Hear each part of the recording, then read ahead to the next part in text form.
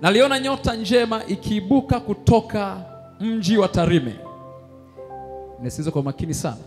Na kusimama imara kwa ajili ya maandalizi yajayo. Nikasikia sauti za watu wakiimba kwa sauti na kusema John Heche. Tunamfahamu huyo mtu?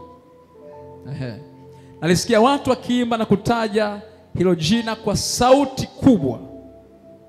John Heche, John Heche, John Heche. Bwana anasema, ninakwenda kumuinua mtumishi huyu wangu. Ingawa anaonekana kusimama nje ya mfumo unaotawala nchi Tanzania, lakini msimguse, mwacheni wala msimpinge, maana nimempa mimi hiyo pembe ya utawala. Na kama mtajaribu kumpinga, patatokea shida kubwa itakayoambatana na kukosekana kwa amani kati ya Kenya, Tanzania na nchi jirani.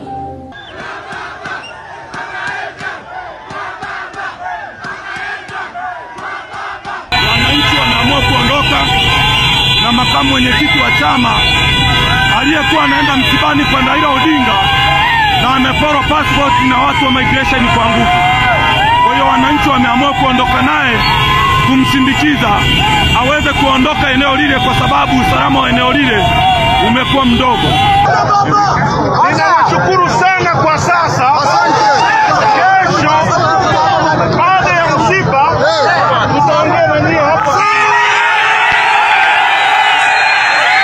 Pita kumsinge niona. Nimekuja kwa sababu mimi ni mtu wa utaratibu, naenda kuzika na tumetaarifu dunia kwamba mimi naenda kuzika. Unanizuia, unachukua passport yangu, unawaambia wanipige. Wanipige nini? Nimekosa nini?